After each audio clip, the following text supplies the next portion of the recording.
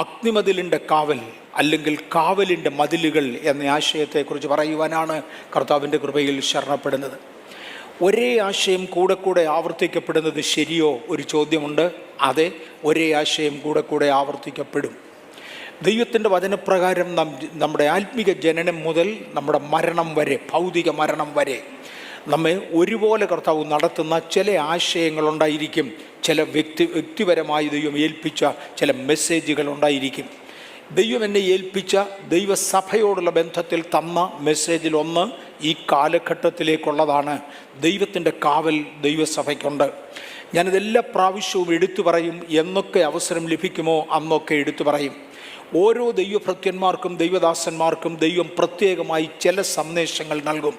ആ പ്രത്യേക വ്യക്തിയെ ദൈവം ഏൽപ്പിച്ചത് ആ സന്ദേശമാകയാൽ അദ്ദേഹം പറയുന്ന ഏത് മെസ്സേജിലും ഈ സന്ദേശത്തിൻ്റെ ഭാഗങ്ങൾ ഉൾക്കൊള്ളും.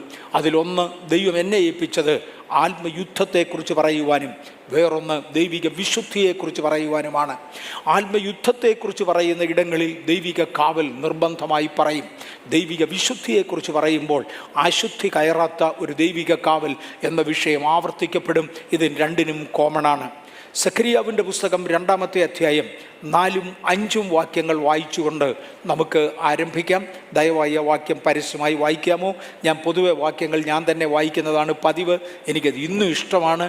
കൃപയാൽ അല്പം സൂം ചെയ്ത് കമ്പ്യൂട്ടറിൽ ഉള്ളതുകൊണ്ട് എനിക്ക് വായിക്കാൻ കഴിയുകയും ചെയ്യും. എന്നാൽ പൊതുപ്രയോജനത്തിനായി മറ്റൊരാളും കൂടെ വായിക്കുന്നത് നന്നായിരിക്കും എന്നൊരു തോന്നലുള്ളത് കൊണ്ട് ദയവായി സഹോദരന്മാർ വായിച്ചാലും. സഖരിയ പ്രവചനം 2-ാം അധ്യായം 4-5 വാക്യങ്ങൾ.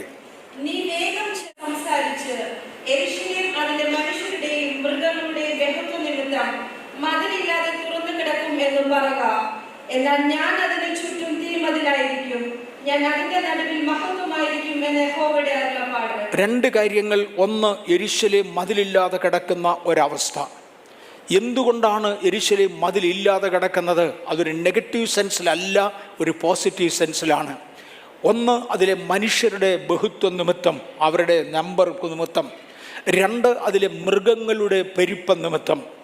മനുഷ്യൻ്റെ പെരുപ്പത്തെ സാക്ഷാൽ മനുഷ്യരോടും മൃഗങ്ങളുടെ പെരുപ്പത്തെ അവർക്ക് ദൈവം കൊടുക്കുന്ന ഭൗതിക നന്മകളോടും ഉപമിച്ചത്രേ പറയുന്നത്. നമ്മിലാരും മൃഗങ്ങളായി അധപ്പതിക്കും എന്ന ആശയത്തിലല്ല.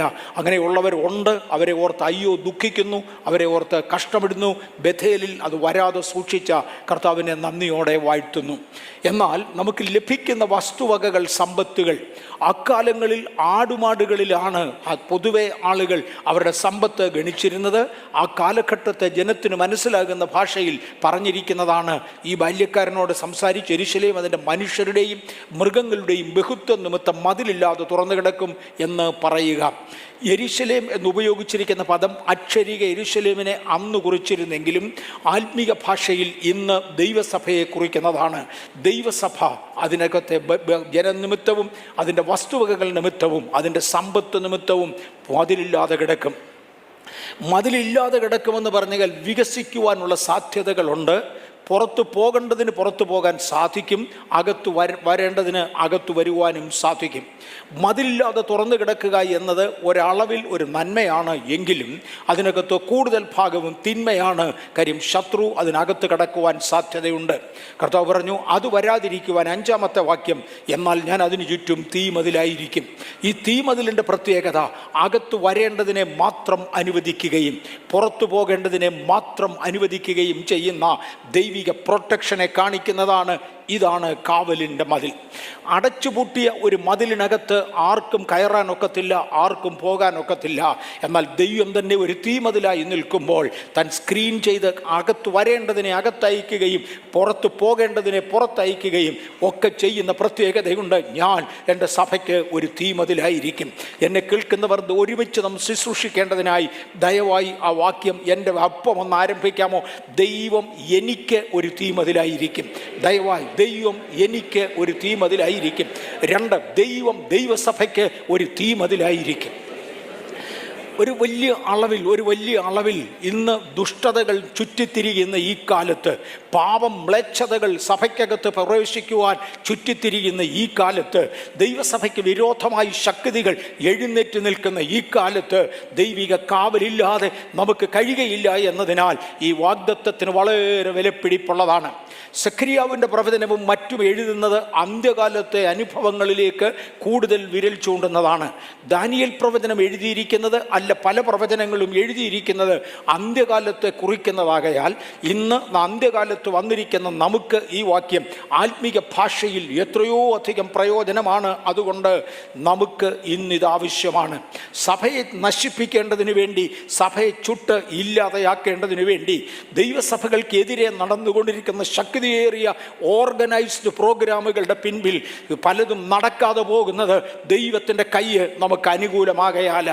ഇന്ന് പകൽ ഇവിടെ നിൽക്കുവാനുള്ള കാരണം ദൈവത്തിൻ്റെ മതിലുകൾ എനിക്ക് ചുറ്റും ഉണ്ടായിരുന്നതാണ്. അനേകർക്ക് ചുറ്റും അത് ഉണ്ടായിരുന്നതിനാൽ ഇന്ന് ജീവനുള്ളവരുടെ ദേശത്ത് ജീവനുള്ള ദൈവത്തെ ആരാധിക്കുവാൻ എനിക്ക് നിങ്ങൾക്കും ഇരിക്കുവാൻ സ്വർഗത്തിലെ ദൈവം പദവി തന്നു. അപ്രകാരം ദൈവത്തെ സേവിക്കുവാൻ, ആരാധിക്കുവാൻ കൊണ്ടുവരപ്പെട്ട ദൈവജനമേ, നമുക്ക് ചുറ്റും ദൈവത്തിൻ്റെ കാവലുണ്ട്. സങ്കീർത്തനങ്ങൾ 125:2 പർവ്വതങ്ങൾ യെരൂശലേമിനെ ചുറ്റിയിരിക്കുന്നത് പോലെ യഹോവ ഇന്നു മുതൽ എന്നേക്കും തൻ്റെ ജനത്തെ ചുറ്റിയിരിക്കുന്നു എന്ന ആശയം കാണാം. സങ്കീർത്തനങ്ങൾ 125:2 പർവ്വതങ്ങൾ യെരൂശലേമിനെ ചുറ്റിയിരിക്കുന്നു, യഹോവ ഇന്നു മുതൽ എന്നേക്കും തൻ്റെ ജനത്തെ ചുറ്റിയിരിക്കുന്നു. പർവ്വതങ്ങൾ യെരൂശലേമിനെ ചുറ്റിയിരിക്കുന്നത് പോലെ നമ്മെ ചുറ്റിയിരിക്കുന്നു എന്ന ആശയമാണ് ഈ വാക്യം നമുക്ക് തരുന്നത്. ഉൽപ്പത്തി പുസ്തകം 15-ാം അധ്യായത്തിൻ്റെ 1-ാമത്തെ വാക്യത്തിൽ അതിൻ്റെ ശേഷം അബ്രഹാമിന് ദർശനത്തിൽ യഹോവയുടെ അരുളപ്പാടുണ്ടായത് എന്തെന്നാൽ, അബ്രഹാമെ ഭയപ്പെടേണ്ട, ഞാൻ നിൻ്റെ പരിചയും നിൻ്റെ അതിമഹത്തായ പ്രതിഫലവുമാകുന്നു. അബ്രഹാമിന് മനസ്സിലാകുന്ന ഭാഷയിൽ അബ്രഹാമിൻ്റെ സാഹചര്യത്തിലേക്ക് ഇറങ്ങി സ്വർഗത്തിലെ ദൈവം പറയുകയാണ്, അബ്രഹാമെ ഞാൻ നിൻ്റെ പരിചയം. അതിൻ്റെ അർത്ഥം കൈപ്പിടിയുള്ള എന്തോ വട്ടത്തിലൊന്ന് ചുറ്റി വെച്ചിരിക്കുന്ന ചട്ടുകം പോലുള്ള ഒരു സാധനമായി ഞാൻ അടിച്ചു മാറ്റപ്പെട്ടു എന്നല്ല അബ്രഹാമേ, അങ്ങയെ പരിപാലിപ്പാൻ അങ്ങയ്ക്കിത് മനസ്സിലാകും. തിരുവചനത്തിൻ്റെ ഭാഷ തിരുമേനിക്ക് ഉള്ളവർക്ക് മനസ്സിലാകും, അതിൻ്റെ വെളിയിലുള്ളവർക്ക് മനസ്സിലാകയില്ല. അത് വ്യാഖ്യാനിക്കാൻ വരുന്നവനോട് തിരുവചനത്തിനൊരു ചോദ്യമുണ്ട്. ദുഷ്ടനോട് അവൻ അരുളി ചെയ്യുന്നത് എന്തെന്നാൽ, എൻ്റെ വചനങ്ങളെ നിൻ്റെ വായിലെടുപ്പാൻ നിനക്കാരധികാരം തന്നു. അത് വ്യാഖ്യാനിപ്പാൻ പരിശുദ്ധാത്മാവിൻ്റെ കൃപാവരമുള്ള ദൈവജനം വ്യാഖ്യാനിക്കട്ടെ. അബ്രഹാമേ, അങ്ങയുടെ പരിതസ്ഥിതിയിൽ ദൈവം ഇടപെടുകയാണ്. അബ്രഹാം 4-5 രാജാക്കന്മാരോട് യുദ്ധം ചെയ്തു. സോദോമിലുള്ള 4 രാജാക്കന്മാരെ ഒരുമിച്ച് തോൽപ്പിച്ച ഒരു 5 രാജാക്കന്മാർ സോദോമിൻ്റെ കൊള്ളയുമായി പോകുമ്പോൾ അബ്രഹാം തൻ്റെ സ്വന്തം വീട്ടിൽ ജനിച്ചു വളർന്ന കേവലം 318 വീരന്മാരോടുകൂടെ ഇറങ്ങിച്ചെന്ന് മറക്കരുത്. ഈ 318 വീരന്മാരെ കൊണ്ട് 5 രാജാക്കന്മാരെ ജയിക്കുവാൻ സാധ്യമല്ല. മാത്രമല്ല, ആ 318 പേരോടുകൂടെ ഇറങ്ങി വരുന്ന സ്വർഗീയ സേനയെ മുൻകണ്ടുകൊണ്ടായിരിക്കണം അബ്രഹാം പോയത്. ചില ഭക്തന്മാർ സേനകളെ കണ്ടിട്ടുണ്ട്. യാക്കോബ് സേനയെ കണ്ടു. അബ്രഹാമിൻ്റെ അക്ഷരീക കണ്ണുകൾ കൊണ്ട് സേനയെ കാണുവാൻ കഴിയുന്നില്ലെങ്കിലും ആത്മീക കണ്ണുകൾ കൊണ്ട് അബ്രഹാം ഒരു സേനയെ കണ്ടു. തൻ്റെ വീട്ടിൽ ജനിച്ചവരും 2 യുദ്ധാഭ്യാസം തികഞ്ഞവരുമായ ഒരു 318 വീരന്മാരോട് ഇറങ്ങി നിൽക്കുവാൻ പറഞ്ഞ ശേഷം ബഥേലിൽ ഒരു ഉപവാസ പ്രാർത്ഥന നടന്നുകൊണ്ടിരിക്കുകയാണ്. ഇതിനകത്ത് ജനിച്ചു വളർന്ന കുറേ വീരന്മാർ ഇതിൻ്റെ മുമ്പിലുള്ളതിനായി ഞാൻ ദൈവത്തെ സ്തുതിക്കുന്നു. അബ്രഹാമെ, ഒത്തിരി പേര് വരുമെന്നല്ല, നീ കൊണ്ടുവരുന്ന 318 പേരുണ്ടല്ലോ, അവർ യുദ്ധാഭ്യാസം തികഞ്ഞവരാണ്. അന്യഭാഷയിൽ ആരാധിക്കുവാൻ, നിത്യദൈവത്തെ സ്തുതിക്കുവാൻ, ആത്മീക ആരാധനകൾ മുമ്പിൽ കാഴ്ചവെക്കുവാൻ, പിശാചിനോട് മാറുന്നില്ലെന്ന് പറയുവാൻ, കളം വരച്ച് വ്യക്തികൾ വട്ടം വരച്ച് ഈ വട്ടത്തിൽ കയറരുതെന്ന് പറയുവാൻ, വരച്ച വരയിൽ പിശാചിനെ ഒതുക്കുവാൻ ആത്മാവിൽ സമർത്ഥരായ ഒരു 318 എണ്ണത്തെ ആത്മീക ഭാഷ മാത്രം ഞാൻ ഉപയോഗിക്കുകയാണ്. മുന്നോട്ട് വിളിച്ചിറക്കിയിരുന്നു, വരിക, യഹോവ നമ്മോടുകൂടെ ഉണ്ട്. ഒരു സൈന്യം നമ്മുടെ മുമ്പിലുണ്ട്. 5 രാജാക്കന്മാർ നമുക്ക് ഏതുമില്ല, നാം അവരെ ജയിക്കാൻ. അബ്രഹാം 5 രാജാക്കന്മാരെ ജയിച്ചു. 318 വീരന്മാർ ശരീരം ക്ഷീണിച്ചതിനാൽ ഉറങ്ങാൻ പോയി. അബ്രഹാമിന് ഉറങ്ങുവാൻ അന്ന് യാതൊരു പ്രത്യേക സൗകര്യങ്ങളുമില്ല. തൻ്റെ കൂടാരത്തിൻ്റെ അകത്ത് പതിവ് പോലെ കിടന്നുറങ്ങുകയാ. യുദ്ധം കഴിഞ്ഞ രാജാക്കന്മാർ അവരുടെ കോട്ടകളുടെ ഉള്ളിൽ അവരുടെ കൊത്തളങ്ങൾ ഉറപ്പാക്കിക്കൊണ്ട് സൈന്യങ്ങളുടെ കാവലിൽ കിടന്നുറങ്ങുമ്പോൾ അബ്രഹാം പഴയതുപോലെ തൻ്റെ ടെന്റിനകത്ത് കിടന്നുറങ്ങുമ്പോൾ അറിയാതെ ഒരു ഭയം അബ്രഹാമിൻ്റെ ഉള്ളിലൂടെ വ്യാപരിച്ചു. വിശ്വാസികളുടെ പിതാവായി അബ്രഹാമിന് ഭയം ഉണ്ടായിട്ടുണ്ട്. വിശ്വാസികളുടെ പിതാവായി അബ്രഹാമിന് അവിശ്വാസം ഉണ്ടായിട്ടുണ്ട്. ആകയാൽ എനിക്കും അത് ഉണ്ടെങ്കിൽ സഹിക്കുന്ന ദൈവത്തെ നന്ദിയോടെ വാഴ്ത്തുകയാണ്. അന്ന് രാത്രിയിൽ അബ്രഹാം ഒരു അല്പം ഭയന്നപ്പോൾ യഹോവയാ ദൈവം ഇറങ്ങി വന്ന് വെച്ച് പറഞ്ഞ, അബ്രഹാമേ, നിനക്ക് വേണ്ടത് പരിച പിടിച്ചുകൊണ്ട് നിന്റെ വീടിന്റെ മുമ്പിൽ കാവൽ നിൽക്കുന്ന, നിന്റെ കോട്ടയുടെ മുമ്പിൽ കാവൽ നിൽക്കുന്ന ഒരു കൂട്ടം പട്ടാളക്കാരെ അല്ലയോ? ഞാൻ അബ്രഹാമേ, ഞാൻ നിന്റെ പരിചയ. ഹല്ലേലൂയ, ഞാൻ നിന്റെ പരിചയ.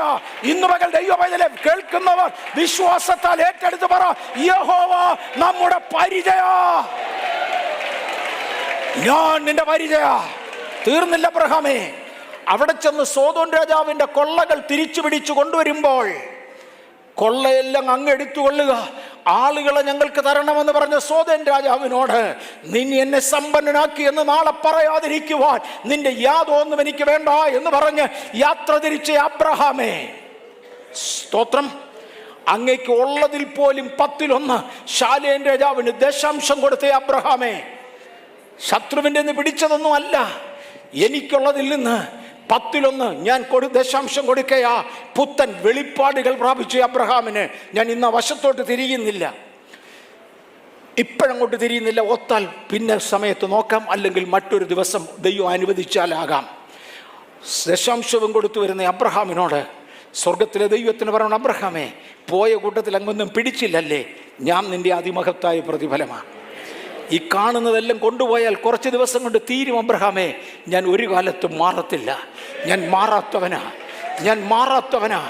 ഇന്ന് പകൽക്കാലം എനിക്ക് ഭൗതിക നന്മകൾ കുറഞ്ഞുപോയി എന്ന് ആർക്കെങ്കിലും തോന്നുന്നെങ്കിൽ, എന്തെങ്കിലും ഒന്നെൻ്റെ കയ്യിൽ കുറവുണ്ടെന്ന് ആർക്കെങ്കിലും തോന്നുന്നെങ്കിൽ, ദൈവത്തിന് പറവാനുണ്ട്, ഞാൻ നിത്യനാണ്, ഞാൻ മാറുന്നവനല്ല.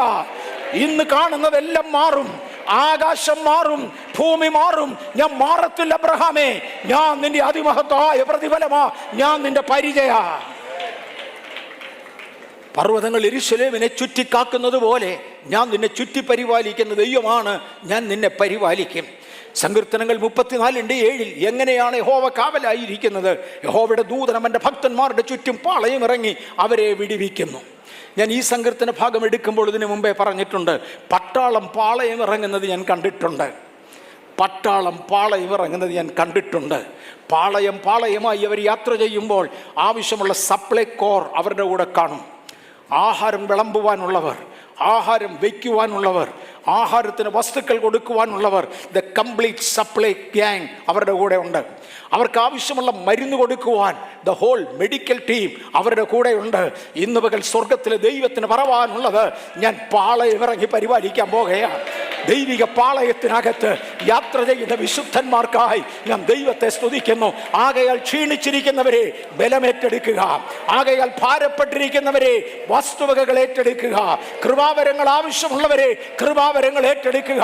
ദൈവിക പാളയത്തിനായി, ദൂതന്മാരുടെ പാളയത്തിനായി കർത്താവേ ഞങ്ങൾ അങ്ങേ സ്തുതിക്കുകയാണ്. അങ്ങയുടെ ജനത്തിന്റെ ചുറ്റും പാളയം ഇറങ്ങി ഞങ്ങളെ രക്ഷിക്കുന്ന ദൈവിക സാന്നിധ്യം ഇന്ന് പകൽ ഇവിടെ ഉള്ളതിനാൽ ഞാൻ കർത്താവിനെ നന്ദിയോടെ സ്തുതിക്കുന്നു. നിന്റെ എല്ലാ വഴികളിലും നിന്നെ കാക്കേണ്ടതിന് 91 സങ്കീർത്തനത്തിന്റെ 10-11 ഒരനർത്ഥവും നിനക്ക് ഭവിക്കയില്ല, ഒരു ബാധയും നിന്റെ കൂടാരത്തിന് അടുക്കയില്ല. നിന്റെ എല്ലാ വഴികളിലും നിന്നെ കാക്കേണ്ടതിന് അവൻ നിന്നെക്കുറിച്ച് നിന്റെ ദൂതന്മാരോട് കൽപ്പിക്കും. ഒരു വലിയ ദൈവിക കാവലിലാണ് യാത്ര ചെയ്യേണ്ടത്. ഒരു വലിയ ദൈവിക കാവലിലാണ് യാത്ര ചെയ്യേണ്ടത്. നമ്മുടെ 40 ദിവസത്തെ ഉപവാസ പ്രാർത്ഥനത്തിൻ്റെ ആരംഭ സെക്ഷനിൽ ഇവിടെ പറഞ്ഞു തുടങ്ങിയത് എനിക്ക് ഓർമ്മയുണ്ട്, ദൈവത്തിൻ്റെ കാവലിൽ ആയിരിക്കണം. പ്രത്യേക ദൈവിക കാവൽ ദൈവത്തോട് ചോദിക്കണം. ഇന്ന് ഈ 8 ദിവസമായ സാഹചര്യത്തിൽ, മേ ബി 6 ദിവസമായ സാഹചര്യത്തിൽ, ഈ ഞായറാഴ്ച ഒന്നുകൂടെ അത് പറഞ്ഞുകൊണ്ട് മുന്നോട്ട് പോകട്ടെ. ദൈവിക കാവലിനോടൊരു പോരാട്ടം ഉണ്ടെന്ന് മറക്കല്ലേ. ഞാൻ ഒരു ഭാഗം പറഞ്ഞ് വളരെ ഉയർത്തിയതിൻ്റെ അർത്ഥം, ആ കാവൽ നാം നെഗ്ലക്റ്റ് ചെയ്യണമെന്നല്ല, ഗ്രാൻഡഡായിട്ട് എടുക്കണമെന്നല്ല. ദൈവിക കാവലിന് വിരോധമായി പോരാടുന്ന ഒരു പോരാട്ടം ആത്മമണ്ഡലത്തിലുണ്ട്, സ്വർഗമണ്ഡലങ്ങളിൽ ഉണ്ട്.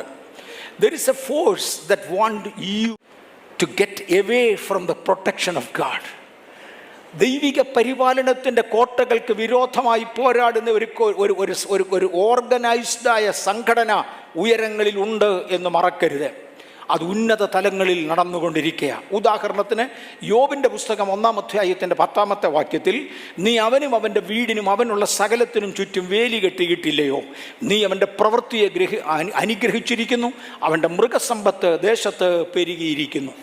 ഞാൻ മുമ്പേ പറഞ്ഞു, മൃഗസമ്പത്ത് അക്കാലത്തെ സമ്പത്തുകളുടെ കൂട്ടത്തിൽ മൃഗസമ്പത്തിലാണ് ആളുകളെ കൗണ്ട് ചെയ്യുന്നത്. അങ്ങനെ പൊന്നും വെള്ളിയും ഒക്കെ ഉണ്ടെങ്കിലും സമ്പത്തിനെ കുറിച്ച് എടുത്തു പറയുന്നത് മൃഗങ്ങളുടെ എണ്ണത്തിനൊത്തവണ്ണമാണ്. ഒരു ദിവസം ദൈവപുത്രന്മാർ ഒരുമിച്ച് ദൈവസന്നിധിയിൽ നിൽക്കുവാൻ വന്നു. ഒരു സ്വർഗീയ കൗൺസിൽ നടക്കുക. അതിനേക്കാൾ മേളിൽ ഒരു കൗൺസിൽ ഇല്ല. സ്വർഗീയ കൗൺസിലിൽ കയറുവാൻ കഴിവുള്ള ചില ദുരാത്മ ശക്തികൾ ഉണ്ട് എന്നെൻ്റെ പ്രിയപ്പെട്ടവർ മറക്കരുത്. ലൂസിഫറിന് താമസിക്കേണ്ടതിന് വേണ്ടിയാണ് ഈ ഭൂമി ഉണ്ടാക്കിയതെന്നും ലൂസിഫർ പണ്ടൊരിക്കൽ സ്വർഗത്തിലായിരുന്നുവെന്നും ദൂതന്മാരുടെ അക്കൗണ്ടുകൾ കൊണ്ട് കൊടുക്കുന്നത് ലൂസിഫറിൻ്റെ ഒരു കാലത്തെ ഉത്തരവാദിത്വമായിരുന്നുവെന്നും ഈ ചർച്ചിൽ പഠിപ്പിച്ചത് എനിക്ക് ഓർമ്മയുണ്ട്. പഴയ കാല ഭക്തന്മാർ ദൈവസഭയെ എക്കാലത്തും അത് പഠിപ്പിച്ചിരുന്നു. ആ യാഥാർത്ഥ്യങ്ങൾക്കായി സ്തോത്രം. ഇന്ന് ആ കൗൺസിൽ നിന്നുപോയോ? ഇല്ല എന്ന് തന്നെയാണ് യോബിൻ്റെ പുസ്തകം പഠിപ്പിക്കുന്നത്. ഇന്നും ആ കൗൺസിൽ നിന്നുപോയിട്ടില്ല. ഒരു ദിവസം ദൈവപുത്രന്മാർ ദൈവസന്നിധിയിൽ നിൽപ്പാൻ ചെന്നു. ദൈവപുത്രന്മാരെന്ന് പറയുന്നത് ദൂതന്മാരെ കൂടെ കുറിക്കുന്ന ഒരു പദമാണ്. ദൈവപുത്രന്മാർ ദൈവസന്നിധിയിൽ നിൽപ്പാൻ ചെന്ന കൂട്ടത്തിൽ സാത്താനും ഉണ്ടായിരുന്നു. ഒരു കർത്താവിൻ്റെ ദാസൻ ഇങ്ങനെ പറഞ്ഞു, ദൈവസന്നിധിയിൽ പിശാച് ചെല്ലും. പിശാച് വരാത്ത ഒരു ദൈവസന്നിധിയുമില്ല. ഞാൻ ഈ ചർച്ചിലും അത് ആവർത്തിച്ചിട്ടുണ്ട്. പ്രത്യേകിച്ചും കഴിഞ്ഞ ചില ദിവസങ്ങളിൽ സഖരിയ പ്രവചനത്തിൽ നിന്ന് തന്നെ ഞാൻ പറഞ്ഞു, ദൈവത്തിൻ്റെ സന്നിധിയിൽ സാത്താൻ വരും, ഇന്നും വരും. യോശുവ മഹാപുരോഹിതനെ കുറിച്ച് കുറ്റം പറയേണ്ടതിന് ദൈവസന്നിധിയിൽ വന്ന സാത്താനെ ഓർമ്മിപ്പിക്കുമ്പോൾ യോബിൻ്റെ പുസ്തകത്തിൽ നിന്നും ഞാൻ ഓർമ്മിപ്പിച്ചിരുന്നു, ദൈവപുത്രന്മാർ ദൈവസന്നിധിയിൽ നിൽപ്പാൻ വന്നു, സാത്താനും വന്നു. ഒരു കർത്താവിൻ്റെ ദാസൻ ഇങ്ങനെ പറഞ്ഞു, ഇവൻ വെളിച്ചദൂതൻ്റെ വേഷം ധരിച്ചു വന്നാൽ കാണുന്ന ആർക്കും പിടികിട്ടത്തില്ല. കേട്ടുകഴിഞ്ഞാൽ സ്വോത്രം എന്നൊക്കെ പറയുന്നത് കേൾക്കാം, പക്ഷേ ഇവൻ്റെ അകത്തിരിക്കുന്നത് എന്തോ ആണെന്ന് തുടർന്നുള്ള ബിഹേവിയറിലെ മനസ്സിലാകത്തുള്ളൂ. ഇവൻ്റെ അകത്തിരിക്കുന്നത് എന്തൊക്കെയാണെന്ന് പിന്നത്തേതിൽ മാത്രമേ മനസ്സിലാകത്തുള്ളൂ. പ്രൈസലോട് പറയുന്നതെല്ലാം ദൈവത്തെങ്കിൽ നല്ല പലരും പല അശുദ്ധ ശക്തികൾ ദൈവസന്നിധിയിൽ നിൽപ്പാൻ വന്നു. ഒരു കർത്താവിൻ്റെ ദാസൻ പറഞ്ഞത് ഇങ്ങനെയാണ്, ഈ നിൽക്കുന്നത് സാത്താനാണെന്ന് ഹെബ്രിയേലിന് മനസ്സിലായിരുന്നെങ്കിൽ അന്നേരം വെട്ടിയേനേമല്ലോ.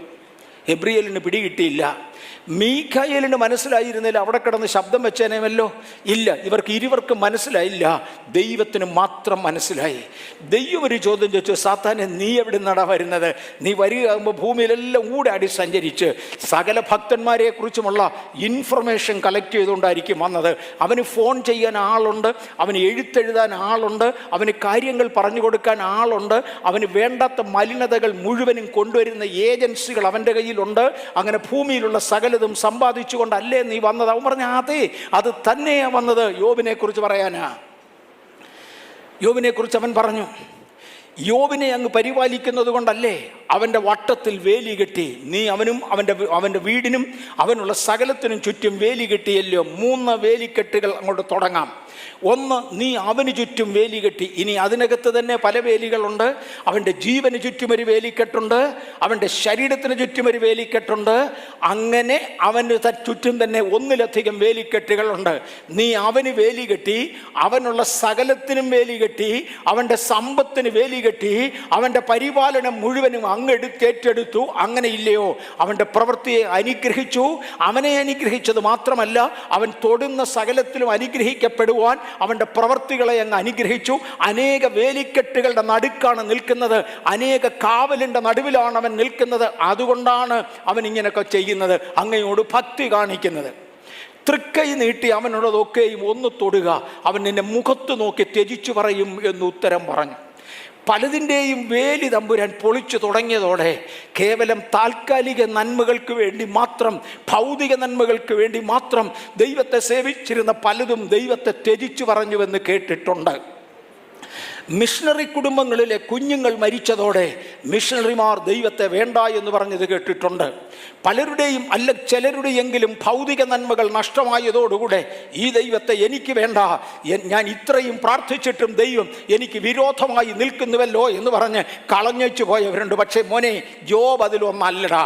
അവൻ ദൈവത്തെ സേവിക്കുന്നത് ആത്മാർത്ഥതയിൽ നിന്നാണ്. തൽക്കാലത്തെ നന്മയ്ക്ക് വേണ്ടി അല്ലവൻ ദൈവത്തെ സേവിക്കുന്നത്. ഇന്ന് ഇതിനകത്തിരിക്കുന്ന ദൈവമക്കളെ, കർത്താവ് നമ്മെ ചോദ്യം ചെയ്യാതിരിക്കട്ടെ, കർത്താവ് നമ്മെ ശോധനയ്ക്ക് ഏൽപ്പിക്കാതിരിക്കട്ടെ.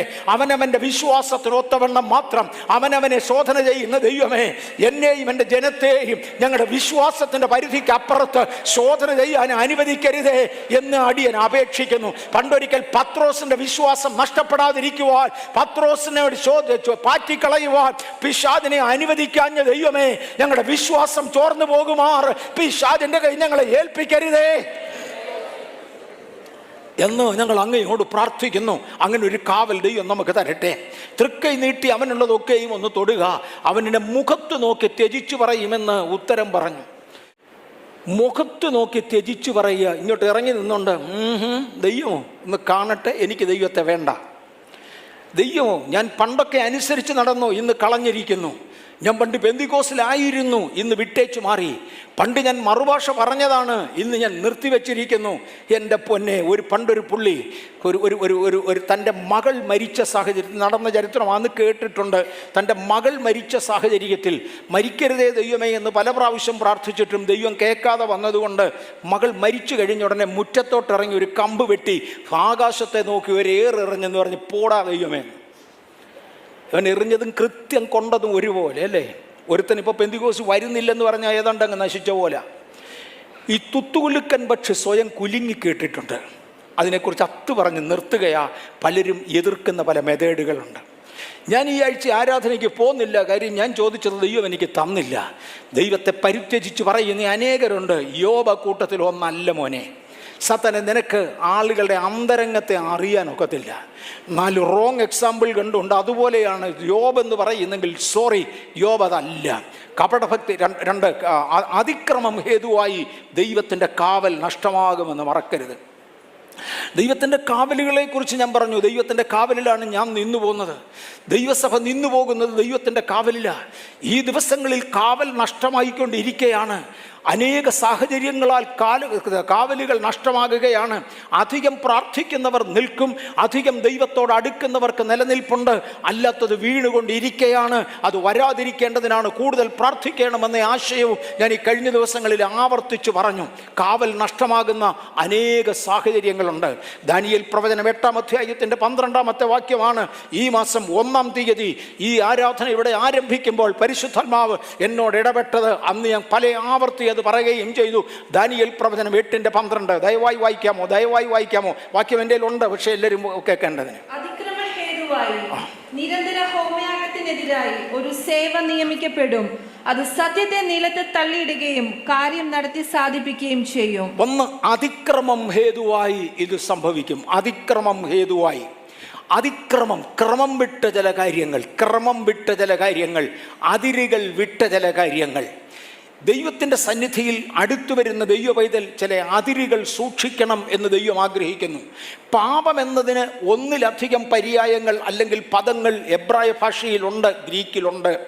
പാപം എന്നതിന് വേദപുസ്തകം ഉപയോഗിച്ചിരിക്കുന്ന ഒന്നാണ് അതിക്രമം എന്നത് പരിധി കടക്കുക എന്ന ആശയമാണ്.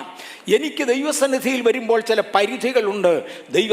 ദൈവത്തെ ആശ്രയിക്കുന്നവർ ദൈവം ഉണ്ട് എന്നും തന്നിൽ ആശ്രയിക്കുന്നവർക്ക് അവൻ കാവലാണ് എന്നും വിശ്വസിച്ചേ മതിയാകൂ. ആ പരിധിക്കകത്ത് വന്നെങ്കിലേ മതിയാകൂ. രക്ഷിക്കപ്പെടുന്ന ഒരു വ്യക്തി അഥവാ യേശുവിനെ രക്ഷിതാവായി അംഗീകരിക്കുന്ന ഒരു വ്യക്തി സ്നാനപ്പെടണമെന്നും പരിശുദ്ധാത്മാവിനെ പ്രാപിക്കണമെന്നും ലോകത്തോട് വേർപാട് ആചരിക്കണമെന്നും ദൈവത്തിൻ്റെ വ്യവസ്ഥയാണ്. പക്ഷേ പരിധികൾ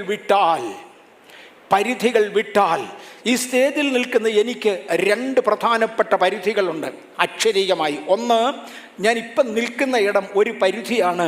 ഈ ലെവൽ കഴിഞ്ഞ് 2ാമത്തെ ലെവലിലേക്ക് ഇറങ്ങുക. പരിധി വിടരുത്. ഞാൻ വല്ലപ്പോഴും പൊതു സ്റ്റേജിൽ ഉച്ചരിക്കാൻ കൊള്ളരുതാത്തതും എന്ന പൊതുജനം അറിഞ്ഞിരിക്കാൻ നിർബന്ധവുമായ ചില വാചകങ്ങൾ സർവീസിൻ്റെ മധ്യത്തിൽ ഉപയോഗിക്കണമെങ്കിൽ ഈ താഴത്തെ നിലയിൽ ഇറങ്ങി നിന്ന് പറയും. കാര്യം മേളത്തെ പരിധിയിൽ അത് കൊള്ളുകയില്ല. ഇത് 2ാമതൊരു പരിധി ഇവിടെ ഉണ്ട്. ഇതില്ലെങ്കിൽ ചിലപ്പോൾ താഴെ പോകും. പരിധികൾ സൂക്ഷിക്കുക, അതിക്രമം ചെയ്യാതിരിക്കുക.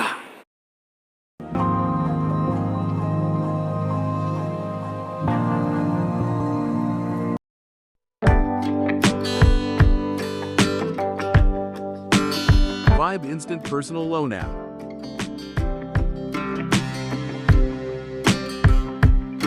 Try it now.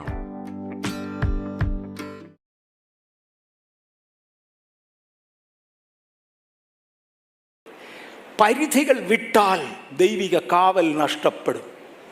എനിക്ക് ദൈവത്തെ അപവാദം പറയാവുന്നൊരു പരിധിയുണ്ട്. ഇല്ല, ദൈവത്തെ അപവാദം പറയുന്നതിൽ പരിധിയില്ല, പറയരുത്. എവിടെയോ അതെനിക്ക് എൻ്റെ അകത്ത് പൊങ്ങി വരുന്നു. ഒത്താൽ ഇന്ന് തൊടും, അല്ലെങ്കിൽ ഇനിയൊരു ദിവസം തൊടും. ദൈവത്തെ അപമാനിക്കാൻ പാടില്ല, ദൈവത്തെ വിശ്വസിക്കണം. പരിധികൾ വിടരുത്. പരിധി വിട്ടാൽ അതിക്രമ നിമിത്തം ദൈവകാവൽ നഷ്ടപ്പെടും. അതിക്രമം ഹേതുവായി നിരന്തര ഹോമയാഗത്തിനെതിരായി ഒരു സേന നിയമിക്കപ്പെടും. ഒരു സേനയെ നിയമിച്ചുകൊണ്ട് നിരന്തര ഹോമയാഗത്തിനെതിരായി ഒരു സേന നിയമിക്കപ്പെടും. അത് സത്യത്തെ നിലത്ത് തള്ളിയിടുകയും കാര്യം സാധിപ്പിക്കുകയും ചെയ്യും. അങ്ങനെ പരിധി വിടരുത് എന്നൊന്നുകൂടെ ഓർപ്പിച്ച് ഇപ്പം അങ്ങ് മാറട്ടെ. പരിധി വിട്ടാൽ ഒരു സൈന്യത്തെ പിശാചി നിയമിക്കും.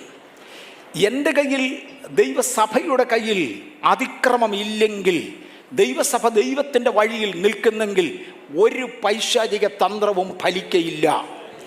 പരിധികൾ വിട്ടാൽ പൈശാചിക തന്ത്രങ്ങൾ ഫലിക്കും. അതിക്രമം ഹേതുവായി നിരന്തര ഹോമയാഗത്തെ, ദൈവിക ആരാധനയെ അപഹരിച്ചു കളയുന്ന വേറൊരു ശക്തി എഴുന്നേറ്റ് വരും. അതിനുവേണ്ടി ഒരു സേവ നിയമിക്കപ്പെടും, ഒരു സൈന്യം നിയമിക്കപ്പെടും. സംഘടിതമായ മാർഗങ്ങളിലൂടെ ദൈവസഭയ്ക്കെതിരെ യുദ്ധം ചെയ്യുവാനും പ്രാർത്ഥനയാലയങ്ങൾ ഇടിച്ചു നിരത്തുവാനും പ്രാർത്ഥിക്കുന്ന ആത്മീയരെ പീഡിപ്പിക്കുവാനും പ്രാർത്ഥിക്കുന്ന ആത്മീയരെ കൊന്നൊടുക്കുവാനും ചുട്ടുകരിക്കുവാനും ജയിലുകൾ തോറും നിരത്തിയിടേണ്ടതിന് ജയിലുകൾ പണിയപ്പെടുവാനും ദൈവം അനുവദിക്കുവാൻ കാര്യം മറക്കരുത്. സഭയുടെ അതിക്രമമാണ് എന്ന് മറക്കരുത്. ഞാൻ അതിൻ്റെ വിവിധ ഭാഗങ്ങളിലേക്ക് പോകുന്നില്ല.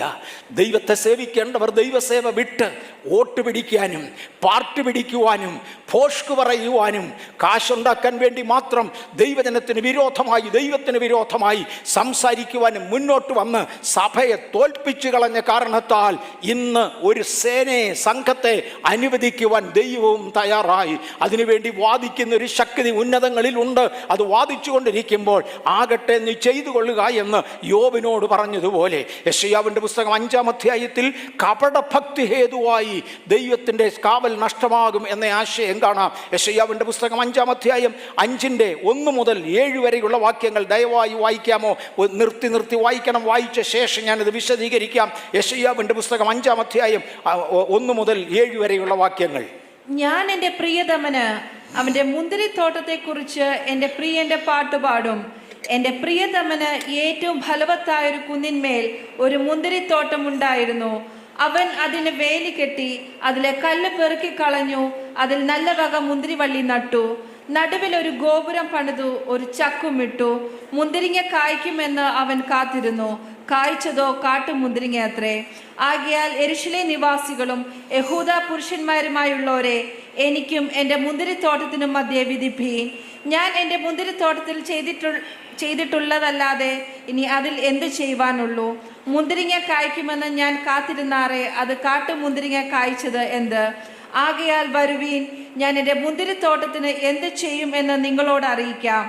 ഞാൻ അതിൻ്റെ വേലി പൊളിച്ചു കളയും, അത് തിന്നുപോകും. ഞാൻ അതിൻ്റെ മതിൽ ഇടിച്ചു കളയും, അത് ചവിട്ടി മെതിച്ചു പോകും. ഞാൻ അതിനെ ശൂന്യമാക്കും, അതിലെ വള്ളിത്തല മുറിക്കാതെയും കിളയ്ക്കാതെയും ഇരിക്കും. പറക്കാരെയും മുള്ളും അതിൽ മുളയ്ക്കും. ഞാൻ അതിൽ മഴ പെയ്ക്കരുതെന്ന് ഞാൻ മേഘങ്ങളോട് കൽപ്പിക്കും. സൈന്യങ്ങളുടെ യഹോവയുടെ മുന്തിരിത്തോട്ടം ഇസ്രായേൽ ഗ്രഹവും അവന്റെ മനോഹരമായ നടുതല യഹൂദ പുരുഷന്മാരുമാകുന്നു. ദൈവത്തിന്റെ മുന്തിരിത്തോട്ടം ദൈവത്തിന്റെ സഭയാണ്. ഈ പുതിയ നിയമഭാഷയിൽ കർത്താവ് പറഞ്ഞു, ഞാൻ മനോഹരമായൊരു മുന്തിരിത്തോട്ടം, കപടഭക്തി എന്ന വിഷയമാണ് ഞാൻ തൊടുന്നത്.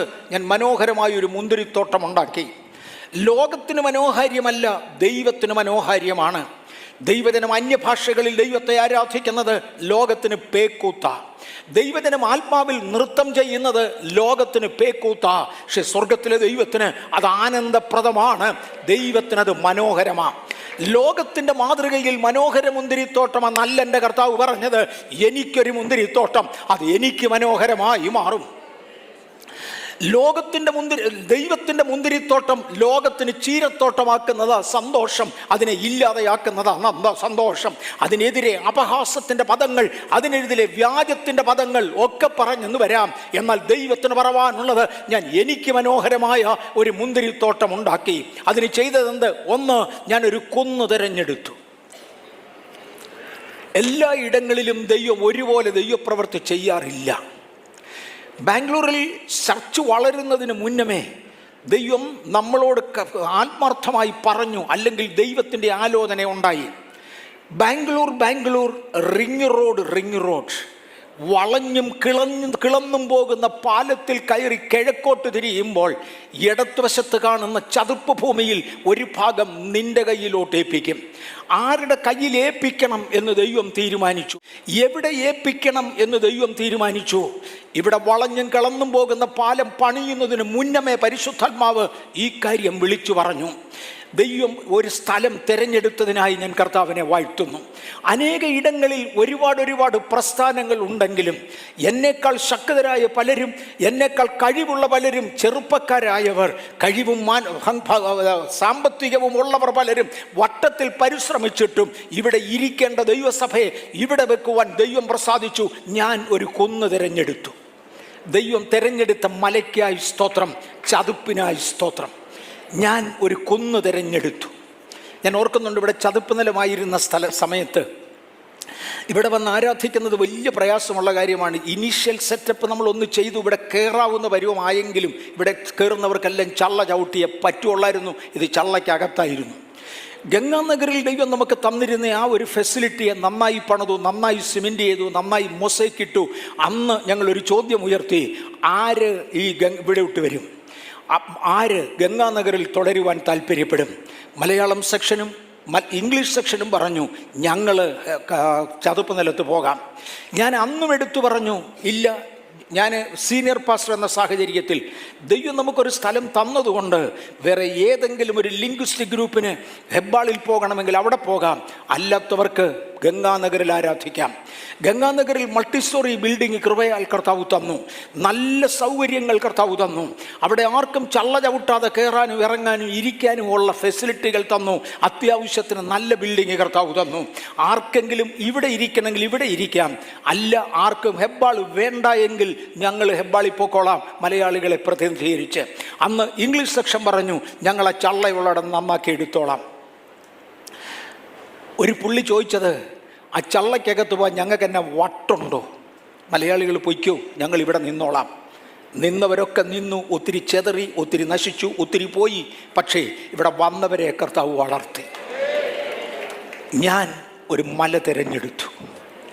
ഫിസിക്കൽ ടേക്കപ്പിനായി സ്തോത്രം. 2, ഏറ്റവും നല്ല മുന്തിരിവള്ളി തിരഞ്ഞെടുത്ത് അവിടെ കൊണ്ട നട്ടു. ഇതിനകത്ത് വന്നവർ മുഴുവനും ഏറ്റവും നല്ല മുന്തിരിവള്ളിയാണ്. ദൈവം ഈ മലയ്ക്ക് കൊള്ളാവുന്നതിനെ തിരഞ്ഞെടുത്ത സഹോദരന്മാരെ നിങ്ങളെ ഇവിടെ കൊണ്ടുവന്നത്. കേരളത്തിൽ തിരുവല്ലയിൽ ജനിച്ച എന്നെ പറിച്ച് ഹെബ്ബാളിൽ കൊണ്ട് നട്ടു. തിരുവനന്തപുരത്തും കോട്ടയത്തും കോഴഞ്ചേരിയിലും പാർത്തിരുന്ന പലരെയും തമ്പുരാൻ പറിച്ച് ഈ മലയ്ക്ക് വേണ്ടതിനെ ഇതിനകത്ത് കൊണ്ട് നട്ടു.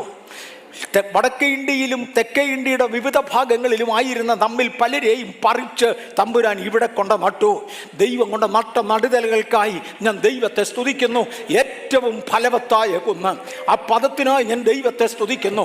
ഭൂലോകത്തിലെ ഏറ്റവും വലിപ്പമേറിയ ഔദ്യോഗികമായ പെന്തക്കോസ്റ്റൽ മലയാളി സഭ എന്നറിയപ്പെടുമാറ് ഫലവത്തായ ഒരു കുന്നിൻ്റെ മേൽ ഫലവത്തായ ഒരു തോട്ടമുണ്ടാക്കുവാൻ സ്വർഗത്തിലെ ദൈവം തീരുമാനിച്ചുകൊണ്ട് ഇതിനകത്ത് കൊണ്ട നട്ട ദൈവമക്ക ദൈവത്തെ സ്തുതിക്കുന്നു. ദൈവവചനം ഒരു ഭാഗത്തും സാത്യം വേറൊരു ഭാഗത്തും വെച്ചുകൊണ്ട് ഇന്ന് പകൽ ഞാൻ വിശദീകരിക്കുക. പെട്ടെന്ന് പരിശുദ്ധാത്മാവ് എന്നെ ഒന്നുകൂടെ ഓർമ്മിപ്പിക്കുന്നു. ഈ തോട്ടത്തിൽ നട്ട എത്രയോ തൈകൾ ഇതിനെ ഒരു നഴ്സറിയായി ഉപയോഗിച്ചുകൊണ്ട് പറിച്ചു നടുവാൻ പരുവമായപ്പോൾ ലോകത്തിൻ്റെ വിവിധ ഭാഗങ്ങളിലേക്ക് പറിച്ചു നട്ട ദൈവത്തെ നന്ദിയോടെ വാഴ്ത്തുകയാണ്. 1000-ലധികം ശുശ്രൂഷകന്മാർ, 1500-ലധികം അഭിഷക്തന്മാർ ലോകത്തിൻ്റെ വിവിധ ഭാഗങ്ങളിലേക്ക് ഇറങ്ങത്തക്കവണ്ണം ഇതിൽ നിന്ന് പറിച്ചു നട്ട ദൈവകൃപയ്ക്കായി സ്തോത്രം. ഇതൊരു നഴ്സറിയാക്കി മാറ്റുവാൻ, ഇതൊരു മുന്തിരി തോട്ടമാക്കി മാറ്റുവാൻ സ്വർഗ മായി. ഇത് സ്വയപ്രശംസയാണോ? നോ. അവർ സാത്താനെ ജയിച്ചത് അവരുടെ സാക്ഷിയിൻ വചനത്താലും കുഞ്ഞാടിൻ്റെ രക്തം ഹേതുവായിട്ടുമാണ്. നമ്മുടെ സാക്ഷ്യം ദൈവത്തിന് പ്രധാനപ്പെട്ടതാ. അതുകൊണ്ടാണ് സാക്ഷ്യം പറയുവാൻ ദൈവം നമ്മെ ഇവിടെ ആക്കിയത്. ഏറ്റവും നല്ല മുന്തിരിവള്ളി കൊണ്ടൊന്ന് അവിടെ നട്ടു. അതിൻ്റെ നടുവിൽ ഒരു ഗോപുരം പണിതു. ഗോപുരത്തിൻ്റെ ഒന്നാമത്തെ ഭാഗം അത് വാച്ച് ടവർ എന്നും കാവലിരുന്ന് പ്രാർത്ഥിക്കുന്നതാ. ബഥേലിൻ്റെ വളർച്ചയുടെ ഒന്നാം കാരണം ഇവിടെ നടക്കുന്ന ഉപവാസ പ്രാർത്ഥനകളാണ്. ഇതിനകത്ത് നമ്മൾ അധികം കൺവെൻഷനുകൾ നടത്തിയിട്ടില്ല. നമ്മുടെ ഓരോ ഉപവാസ പ്രാർത്ഥനയും കൺവെൻഷൻ പോലെ പ്രയോജനപ്പെടുന്നു. അതിനായി സ്തോത്രം. എന്നാൽ നമ്മളധികം കൺവെൻഷൻ നടത്തിയിട്ടില്ല. നമ്മൾ ഇതിനകത്ത് ഗോപുരമാണ് പണിത് കണ്ടത്. ഇതിനകത്തൊരു ഗോപുരം വെച്ചു. 2, ഇതിനകത്തൊരു ചക്കിട്ടു. ഇതിനകത്ത് കായ്ക്കുന്ന മുന്തിരിങ്ങ ഈ ചക്കിൽ കൊണ്ടിടണം. ഇതിനകത്ത് കായ്ക്കുന്ന മുന്തിരിങ്ങ മറ്റൊരു ചക്കിലിടേണ്ടതിനല്ല. അപ്പുറത്തെ തോട്ടത്തിന് അവർക്ക് ചക്കുണ്ട്, അതിനകത്ത് നടുതലകളുണ്ട്. ഞാനതിനകത്തൊരു ചക്കിട്ടു, അതിനകത്തൊരു ഗോപുരം പണിതു, കാവൽക്കാരെ ആക്കി, വേണ്ടതെല്ലാം ചെയ്തു. നല്ല മുന്തിരിങ്ങ കായ്ക്കുമെന്ന് കാത്തിരുന്നു. കായ്ച്ചതോ കാട്ടുമുന്തിരിങ്ങ. പാസ്റ്റർ പി ഡി ജോൺസൺ പണ്ടൊരിക്കൽ ഗംഗാനഗർ ചർച്ചിൽ വരുന്ന സമയത്ത് അദ്ദേഹം എടുത്ത ഒരു മെസ്സേജ് എൻ്റെ ഹൃദയത്തിൻ്റെ മാംസപ്പലകകളിൽ ഇരുമ്പെഴുത്താണി കൊണ്ട് എന്നതുപോലെ ആർത്തി എഴുതിയതിൽ നിന്നാണ് ഞാൻ ഈ വായിക്കുന്നത്. ഞാനിത് അനേക പ്രാവശ്യം വായിച്ചിട്ടുണ്ട്. അദ്ദേഹം പറഞ്ഞു, ഇതിനകത്തുള്ള പ്രിയപ്പെട്ടവർ പറയേണ്ട വാക്കുകളെ പറയാവൂ. പറയരുതാത്ത പദം പറയരുത്. കാട്ടുമുന്തിരിങ്ങ കായ്ക്കരുത്. പാസ്റ്റർ പി ഡി ജോൺസൺ അന്ന് ഉപയോഗിച്ച ഒരു ഉദാഹരണം ഞാൻ പറയാം. ഒരു നിരാശയുടെ പുറത്ത് ഒരു വ്യക്തി ആത്മഹത്യ ചെയ്യാൻ തീരുമാനിച്ചു എന്നിരിക്കട്ടെ. അവർ നടന്ന് പോകുന്ന വഴിയിൽ ഒരു ഡ്രമ്മടിയും പാട്ടുമെല്ലാം കേട്ടു. പാസ്റ്റർ പി ഡി ജോൺസൺ പറഞ്ഞ വാതകമാ, ഒരു ഡ്രമ്മടിയും പാട്ടുമെല്ലാം കേട്ടു. ഇവിടെ ഒരു ആശ്വാസം കണ്ടേക്കാം, ഇത് പെന്തിക്കോസ് ആരാധനയാണല്ലോ എന്ന് കരുതി ഞാൻ അവിടെ കയറി. അവിടെ ഈ വ്യക്തി കയറി വന്നപ്പോൾ ഒരു അമ്മച്ച് സാക്ഷിക്ക് എഴുന്നേറ്റ് നിന്നേച്ച് പറഞ്ഞു, പെന്തിക്കോസ് ചേർന്ന് അന്ന് മുതൽ എൻ്റെ ജീവിതത്തിൽ കഷ്ടം തുടങ്ങിയതാ. അപ്പോഴീ വന്നയാൾ പറഞ്ഞു, ഇത് കേൾക്കാതെ നേരത്തെ പോയി ആത്മഹത്യ ചെയ്തിരുന്നാൽ എത്ര നന്നായിരുന്നേനെ. അപ്പുറത്താണ് വേറൊരു അപ്പച്ചൻ എഴുതിയ, സ്നാനപ്പെട്ടതോടെ എൻ്റെ ജീവിതം നശിച്ചു, ഞാൻ ആകെപ്പാടെ പാപത്തിലായി.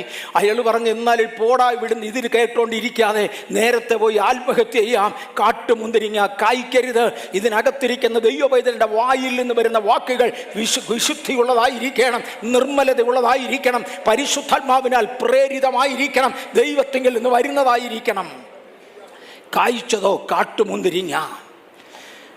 മാത്രവുമല്ല, ദൈവസഭയെക്കുറിച്ച് ദൈവം ആഗ്രഹിക്കുന്ന ഓരോ രംഗങ്ങളിലും അതിനെ തള്ളി താഴെ ഇടേണ്ടതിന് അനേക ശക്തികൾ എഴുന്നേൽക്കും. ആ ശക്തികളെ നാം കാണണം, മറക്കരുത്. പി ഡി ജോൺസൺ പാസ്റ്റർ അന്ന് പറഞ്ഞ ഒരു പദപ്രയോഗമാണ്, ഇവിടെ ഇടേണ്ട മുന്തിരിങ്ങ ഇതിനകത്തിടാതെ വേറെടുത്ത് കൊണ്ടിടുവാൻ. പണമുള്ളവർ ബഥേലിൽ ഇടരുത്. ബഥേലിൽ ദൈവം നിങ്ങളെ നട്ടെങ്കിലും കാശ് എൻ്റെ അടുക്കൽ പോരാൻ പറഞ്ഞ് അനേക ചതിയന്മാരും ധനമോഹികളും വ്യത്യസ്ത രൂപഭാവങ്ങളിൽ പലതിനെ പ്രേരിപ്പിക്കുന്നത് കൊണ്ട് ചിലതിൻ്റെ മുന്തിരിങ്ങ നഷ്ടപ്പെട്ടെങ്കിലും ഇവിടുത്തെ ചക്ക് നിറച്ചു വരുന്ന മുന്തിരിങ്ങയ്ക്കായി ഞാൻ ദൈവത്തെ സ്തുതിക്കുന്നു. എല്ലാ അളവുകളിലും വ്യത്യാസമുണ്ട്. സകല അളവുകളിലും ദൈവത്തിൻ്റെതായ പണിയുണ്ട്. എന്നാൽ ഞാൻ കാത്തിരുന്നത് കാട്ടുമുന്തിരിങ്ങ അല്ല, കായ്ച്ചതോ കാട്ടുമുന്തിരിങ്ങ. ആകയാൽ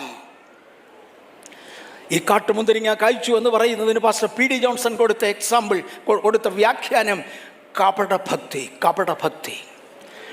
അങ്ങനെ കപടഭക്തി കാണിച്ചാൽ അതുകൊണ്ട് ഞാൻ എൻ്റെ മുന്തിരിത്തോട്ടത്തോട് എന്ത് ചെയ്യുമെന്ന് നിങ്ങളെ അറിയിക്കാം. ഞാൻ അതിൻ്റെ വേലി പൊളിച്ചു കളയും. ദൈവത്തിൻ്റെ കാവലിൻ്റെ ഒരു വേലിയുണ്ട്. എവിടെയാ വേലി പൊളിയുന്നത്? ഒന്ന്, അതിക്രമ നിമിത്തം വേലി പൊളിയും. അതിക്രമ നിമിത്തം ബൗണ്ടറി വിടരുത്. എന്തുകൊണ്ടോ ഇതൊക്കെ ഭയങ്കര സ്ട്രെസ് ചെയ്ത് പറയുവാൻ പരിശുദ്ധാത്മാവ് എന്നോട് ആലോചന തരുന്നു. ബൗണ്ടറി വിടരുത്. അവരവർക്ക് നിൽക്കാവുന്ന ഒരു ബൗണ്ടറി ഉണ്ട്. എത്ര പ്രശ്നം വന്നാലും പറയാവുന്ന ചില വാചകങ്ങളുണ്ട്.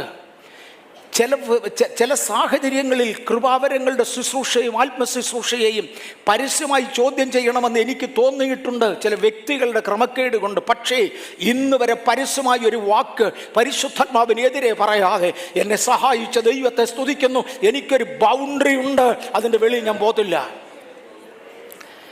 അന്യഭാഷ സംസാരിക്കുമ്പോൾ കളിയാക്കി പറയുന്നത് ഞാൻ കേട്ടിട്ടുണ്ട്. ആത്മീയരെന്ന് പേരുള്ളവരുടെ കയ്യിൽ നിന്നാണ്.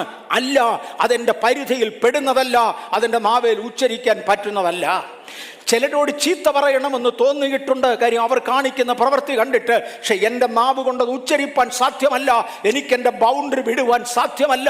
അതിക്രമം ഹേതുവായി അനേകതിൻ്റെ വേലി പൊളിയുമ്പോൾ, അതിക്രമം ഹേതുവായി പരിധി വിടുന്നതിനാൽ പലതിൻ്റെ വേലി പൊളിയുമ്പോൾ, ഇന്ന് പകൽ ദൈവവുമായി ചില പുതിയ തീരുമാനങ്ങൾ ഉയരട്ടെ. കർത്താവേ, വന്നുപോയ അബദ്ധങ്ങൾ ക്ഷമിക്കണം, ഇന്നു മുതൽ ആവർത്തിക്കയില്ലെന്ന് ദൈവത്തോടെന്ന് പറയാമോ?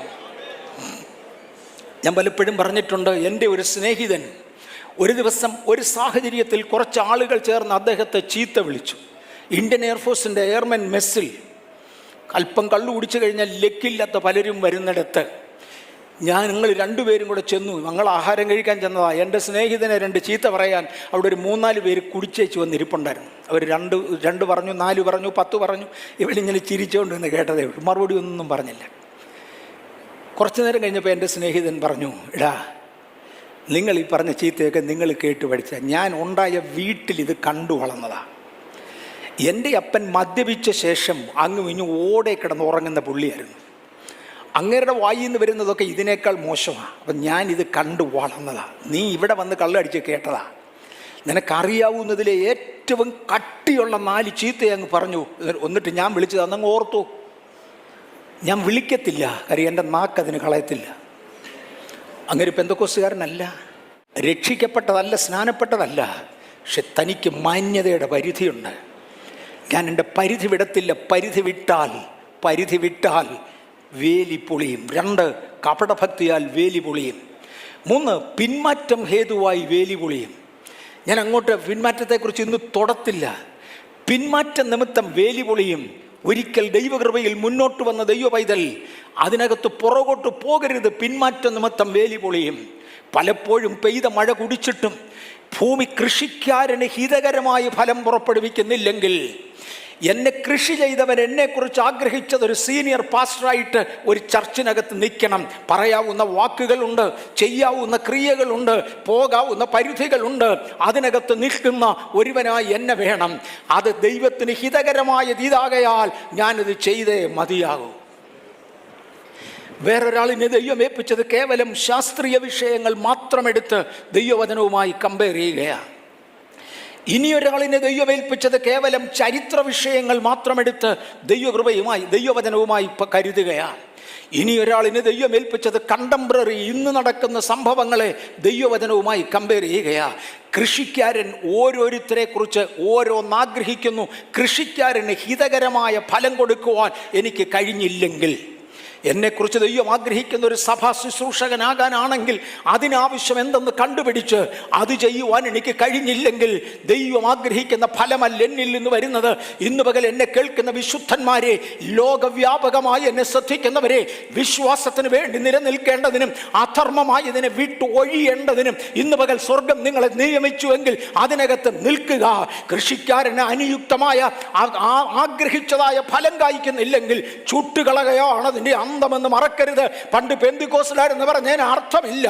അവൻ തന്റെ വാളിന് മൂർച്ച കൂട്ടുകയാണ്, തന്റെ കോപത്തിന്റെ അഗ്നി കൂടുതൽ കത്തുകയാണ്. ഇന്ന് പകൽ ദൈവത്തിന് വേണ്ടി ഏൽപ്പിക്കുവാൻ മടങ്ങി വരുവാൻ താല്പര്യമുള്ളവരെ മടങ്ങി വരിക. ദൈവകൃപയിലേക്ക് മടങ്ങി വരുവാൻ ലോകവ്യാപകമായി ഞാൻ ആത്മമണ്ഡലത്തെ ഓർമ്മിപ്പിക്കുന്നു. ഇന്ന് ദൈവം എന്നെ കുറിച്ച് ആഗ്രഹിക്കുന്ന ആകതാകയാൽ അത് ഞാൻ കർത്താവിന് വേണ്ടി വിളിച്ചു പറയട്ടെ. അത് ഞാൻ ദൈവത്തിന് വേണ്ടി പറയട്ടെ. പിന്മാറ്റം ഹേതുവായി. ഇനിയും ദൈവത്തോടുള്ള ദൈവത്തെ നിന്ദിക്കുന്നത്, പരിശുദ്ധാത്മാവിനെ നിന്ദിക്കുന്നത്, ദൈവത്തെ നിന്ദിക്കുന്നത് പാപമെന്ന് ദൈവത്തിൻ്റെ വചനം പറയുന്നു. മാത്രവുമല്ല, പല രീതികളിൽ നാം ദൈവത്തെ നിന്ദിക്കുന്നത് സാത്താനെ സേവിക്കുകയും കൂടാ. എനിക്ക് നീളമുള്ള ആശയങ്ങൾ വർണ്ണിക്കുന്ന ലിങ്കുകൾ ആരെങ്കിലും അയച്ചു തന്നാൽ 2-3 മിനിറ്റിൽ കൂടുതലാണെങ്കിൽ പൊതുവെ ഞാൻ ശ്രദ്ധിക്കാറില്ല. എനിക്കതിന് നേരമില്ല. അതുകൊണ്ടാണ്. അതുപോലെ ആത്മീയരായവർ പറഞ്ഞിട്ടുള്ള പ്രസംഗമാണെങ്കിൽ എനിക്കവരെ പരിചയമുണ്ട്. ഇതിനകത്ത് എന്നോട് ദൈവത്തിന് ഇടപെടാനുണ്ടെന്ന് എനിക്കൂടെ തോന്നിയാൽ ഞാൻ ആ മെസ്സേജ് ബി 1 മണിക്കൂർ 2 മണിക്കൂർ ഇരുന്ന് കേൾക്കും. അതർവൈസ് എനിക്ക് ആവശ്യമില്ലാത്തതും എനിക്ക് അതുപോലെ പ്രയോജനപ്പെടാത്തതും ഒരു ലിങ്കും ഞാൻ അധിക സമയം ശ്രദ്ധിക്കത്തില്ല. 2-3 മിനിറ്റ്. കഴിഞ്ഞ ദിവസങ്ങളിൽ മലയാളി വാർത്ത ഇൻസൈഡിനകത്ത് ലൂസിഫർ എന്ന പേരിൽ ഒരു കൊച്ചു ആർട്ടിക്കിൾ വന്നു. ഞാനിത് 2 പ്രാവശ്യമെങ്കിലും കേട്ടു.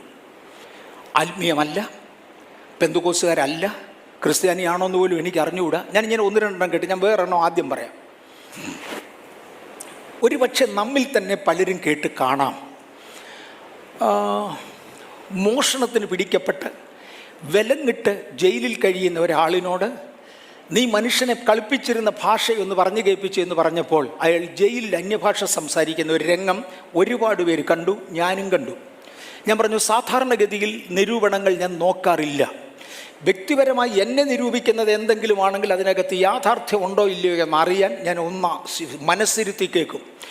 എന്നെ നിരൂപിക്കുന്നത് ആരുടെയും കൈ കിട്ടുകയാണെങ്കിൽ എടുത്ത് എനിക്ക് അയച്ചു തരണേ എന്ന് പറഞ്ഞ് അങ്ങനെ ചെയ്യുന്നവരുണ്ട്. അവരുടെ സമയം ഏതായാലും പോയതാണ്. അവരേതായാലും ദൈവത്തിന് പ്രയോജനപ്പെടുന്നവരല്ല. പിന്നെ എനിക്കേലും പ്രയോജനപ്പെടട്ടെ, അവരിതെല്ലാം കേൾക്കുന്നവരാ. അത് സ്വർഗത്തിൽ പോകുന്ന കാറ്റഗറി അല്ല. പോട്ട് എനിക്കെങ്കിലും പ്രയോജനപ്പെടുന്നെങ്കിൽ അതുകൊണ്ട് അങ്ങനെയുള്ളവരോട് ഞാൻ പറഞ്ഞിട്ടുണ്ട്, ഒരു കാര്യം ചെയ്ത് എന്നെ നിരൂപിക്കുന്നു, എന്നെ കട്ട് ചെയ്ത് എനിക്ക് അയച്ചതാ. ഞാനത് കേൾക്കാറുണ്ട്, എന്നെ നിരൂപിക്കുന്നത്. അതിനകത്ത് യാഥാർത്ഥ്യമില്ല എന്ന് 100% ഉറപ്പ് വരുത്തുകയും യാഥാർത്ഥ്യം ഉണ്ടെങ്കിൽ കറക്ഷന് വേണ്ടി ഏൽപ്പിക്കപ്പെടുകയും ചെയ്യുന്നത് എൻ്റെ സ്ഥിരം പതിവാണ്. ഇത് അതുപോലൊരാൾ വെട്ടിയെടുത്ത് എനിക്ക് അയച്ചു തന്നതാണ് ഈ അന്യഭാഷ. ഞാനിത് കേട്ടു. അവിടം കൊണ്ട് തീർന്നില്ല. എത്ര പേര് കേട്ടു എന്ന് എനിക്കറിയുന്നില്ല. അതിനെക്കുറിച്ച് ഏറെക്കുറെ ഈ ഇസ്രയേലിൻ്റെ ഭാഷകൾ അല്ലെങ്കിൽ ആ പ്രദേശങ്ങളിൽ പരിചയമുള്ള ഭാഷകൾ അറിയാം എന്ന് പറയുന്ന ഒരാൾ അതിനെക്കുറിച്ച് ഒരു വ്യാഖ്യാനം പറയുന്നത് കേട്ടവരെത്ര പേരുണ്ടോ? ഞാൻ ആ കയ്യൊന്ന് കണ്ടോട്ടെ.